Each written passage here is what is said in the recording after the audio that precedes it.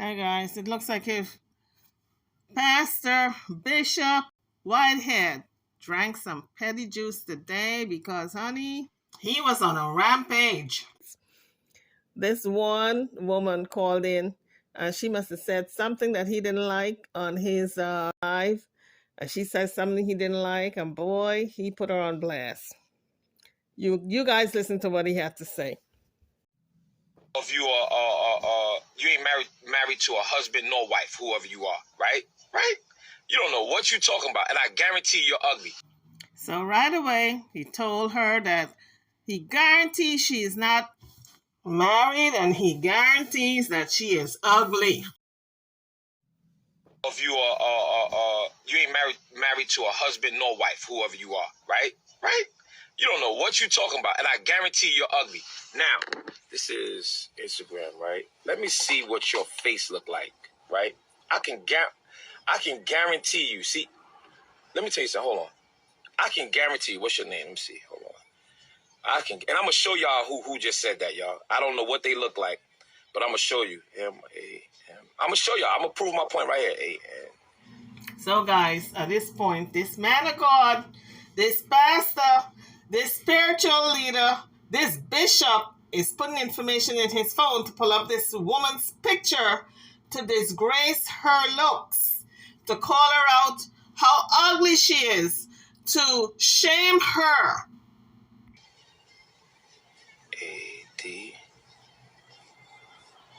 2521. Is this the kind of preacher, minister, man of God, man of the cloth? Is this the kind of person you all want to follow? Ask yourself.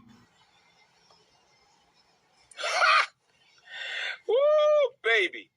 Woo. Okay, hold on. And this is a praise and worship singer who said this. Whoa! Praise and worship singer who did this. And I'm going to put her face on blast. Hold on. Let's get her right. She's a praise and worship singer. What does that say? She's not the leader of the church. You are. You're supposed to be setting the example. And she has a daughter.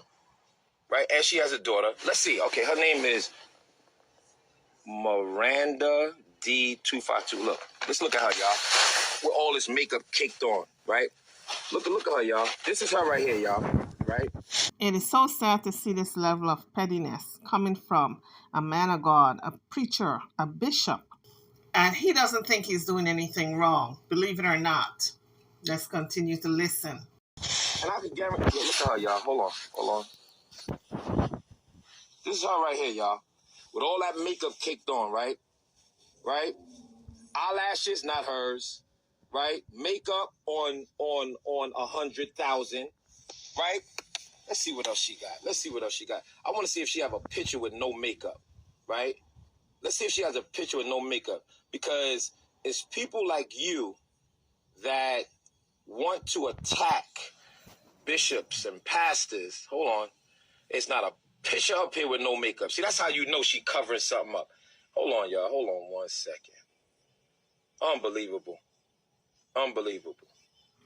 No, Bishop Whitehead, she is not unbelievable, but you are. And this is what I'm talking about, y'all. We are the body of Christ, right? Hold on. Yeah, and then you're posting a gospel singer that has died, right? And look at this, y'all. See, this is what I'm talking about. When people look like clowns, right? Look at this, y'all. See? She look like a clown, right? Clown. And you know what? This Instagram filter and all these filters should be illegal. Because if you don't have that filter, oh my Jesus, what would you look like? What happens to, you're supposed to love everybody as they are because that's the way God made them. And everybody is beautiful in the eyes of God. Pastor or Bishop Whitehead. You say it seems like you're the only bishop getting attacked. No. Matter of fact, let me block you because I ain't got time for that. I ain't got time for you. Let me just block you. So in the course of him trying to defame this woman, someone texts and says it looks like if you're the only bishop being attacked, instead of him taking the time out and saying, let me explain why I'm being attacked, he said, I ain't got no time for that. Let me just block you. This is the madness that's going on in the church, folks. Yeah. Y'all think y'all can say whatever you want to on a pastor and a bishop? Not me.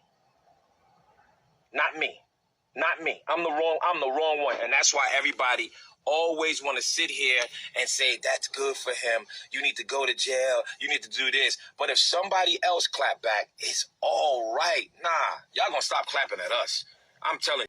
He can't be mad at folks for clowning him, for swindling this woman of his church, allegedly, and he may have to serve some jail time as a result. He can't be mad at that because that was of his own doing. Nobody told him to get up there and swindle $90,000 out of this woman's retirement fund, allegedly.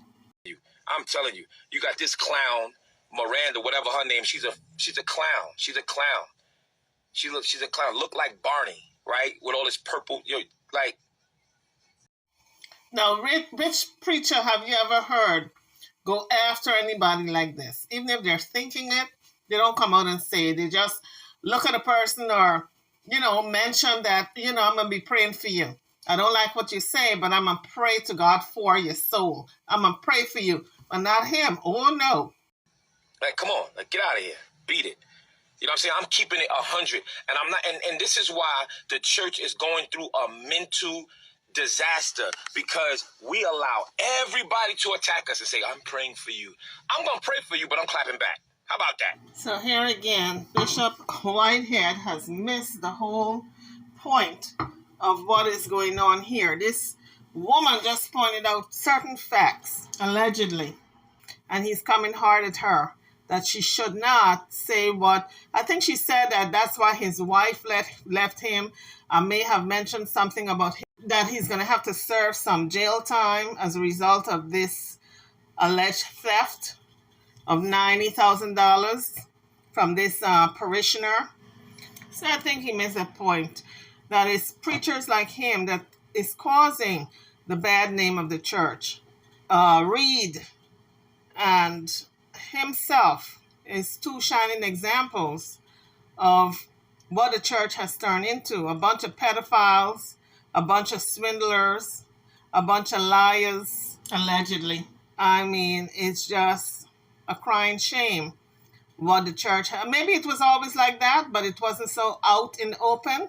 Now, these preachers don't give a damn. These men of God / ministers and preachers and bishops, they don't care. A lot of stuff that they do now out in the open. All the fornicating and sleeping with the boys and the girls and thieving, and they used to call it giving you tithes and giving you 10%. But now I guess they call it more than just tithing and 10%. It must be something else, because they want more than 10%. They collecting money for different things now. You see people in the churches giving the 10% tithe, and then they got to give another envelope for something else and another envelope. Before you look around, people are giving like 4 envelopes in one shot for different things because it's required, because they are a member of the church. It's a bunch of robbery going on.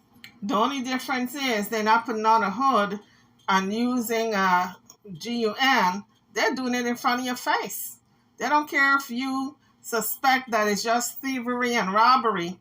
They're calling it giving tithes to God. But in fact, they're enriching themselves, putting that money in their pockets. Salvation is free, folks. Don't let anybody tell you take your last dime and put it in no collection plate when you got babies to feed and Pampers to buy, okay? Because you can't get that money from the pastor when you don't have it to pay your rent and feed your children. They'll tell you God will provide. Pray on it. That's what you got to tell them when they put their hands out to ask you for your money. You tell them God will provide.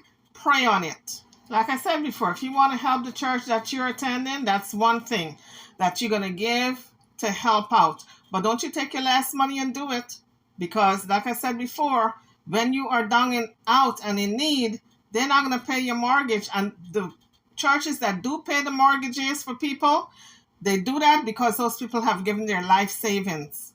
They've given everything that they had in the bank to the church. So when they don't have money to pay the mortgage, the pastor will give them a little handout, give them back some of the money that they got for them. That's how that works. And they will pay maybe a one-time thing with a mortgage and then direct you to go on welfare. Cold-blooded because they got some cold-blooded ministers, and a lot of them, if you only examine the backgrounds, they come from drug dealers and pushers and thieves and robbers and fornicators and homosexuality.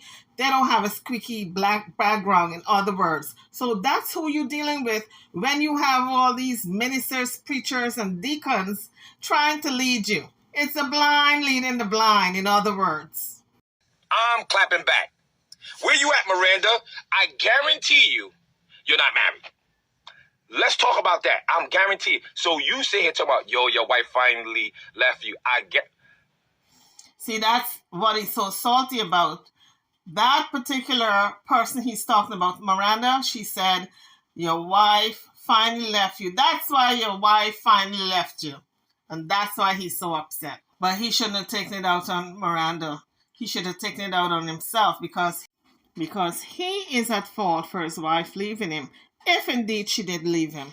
But in terms of the tithing and all the other money that you got to give to the church when they come calling for that weekly money, and they don't care if you got to beg, borrow, or steal to get it, as long as they got their new car for the next year and their brand new Gucci suits and their diamond watches and rings, okay? And their brand new $1 million homes. You got to go get it for them.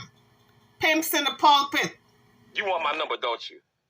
You want my number, don't you? So to further degrade this woman, he's going to say, you want my number, don't you? Come on, don't let me go through my inboxes, because a lot of y'all that be talking be in my inbox. Be in my inbox, for real, for real. And I guarantee you, hold on, let me check that out too. Let me see something.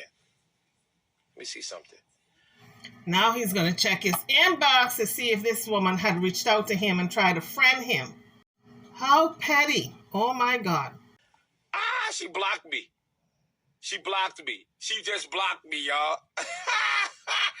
And it said that she wanted to follow me. She just blocked me, y'all. Look, y'all don't believe me? Look, y'all. You see, this is what happens, right?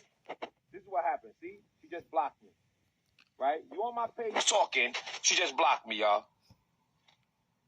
And it said that she's following. She requested for me to follow her back. This is what I'm talking about, y'all. And now, a man of God would have looked at that differently and said, this woman wanted me to follow her. I wanted me to follow her back because she wants me to pray for her, and she wants that one-on-one, and she wants to listen to my sermons and not miss anything. I mean, but he's going to look at it personal, like if this woman wanted a relationship with him. I mean, it's really bizarre, okay? listen, I'll be the martyr. No problem. Y'all can all hate the bishop. No problem. I'll be the martyr. But I'm going to stand for the church. Just like I stood for them other bloggers talking crazy. That's why I exposed them. And there's more to come. Oh, baby, it's more to come because we still need answers. Because they're the ones behind the scenes with all this federal stuff. Oh, it's... So now he's blaming the bloggers for his federal investigation. The bloggers don't have nothing to do with that. All the bloggers do is report what's happening. He's the one who got something to do with that because we did not tell him to go get that $90,000 from that woman. And plaintiff number 2, he got money out of him also. We didn't tell him to do that. Whoa! Whoa. Right? So, what is your type, Pastor? I love Jesus Christ. And I love Jesus, I love Jesus' children. Like we are all children of Christ, right? And I'm going to stand 10 toes down for Christianity. That's who I am, right?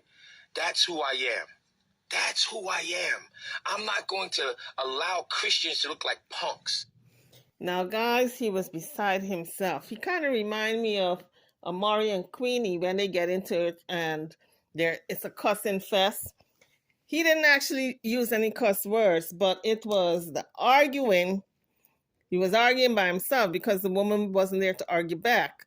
But you know how Queenie and Amari gets on their live and they just brawl it out and there's nobody there to answer back? That's pretty much what he was doing. He was carrying on something awful. And then because he wanted to tell her off so badly, he jumped on her Instagram page or whatever page she had there, and he was trying to pull up her picture. He was trying to get all the information on her to see if she inboxed him, to see if he pulled up the picture of her actually trying to friend him. And he said, see, she wanted me, because he said all those females who go after him hard like that, they want him. And if he goes into the DM and he can find their names. So he was trying to put her on blast, but she blocked him. But let me tell you, Bishop Whitehead, man, you got to check yourself seriously. You claim to be a man of the cloth, a man of God. He said he's a different kind of pastor because if anybody comes after him, he's going to pray for them, yes, but they're going to get a piece of him. And I said, what man of the cloth talks like that? You know, you're supposed to pray for them, turn the other cheek. What happened to the good book? Doesn't it say, turn the other cheek, love your enemies? What happened to all that? Child, he was bent on destroying this woman today, but she blocked him, luckily, or else he was going to go right into her, all her information, and put all that information out there. He already pulled up her picture. I think he went into the Instagram, pulled up her picture and said, she ugly. He said, she got so much cake on her face, so much makeup on her face. She hiding something. She looked like what? Some Halloween clown with all that purple, or Barney or something like that, with all that purple makeup. I said, oh my Lord, this supposed to be a man of the cloth. I said, Lord have mercy. What is this world coming to? Is this where we are? I guess he figured he's going to be doing time in the penitentiary. When his trial comes up, he's going to be sentenced and have to do some jail time. So he's going to, cuss as many people out as he can while he got the chance, while he have his phone.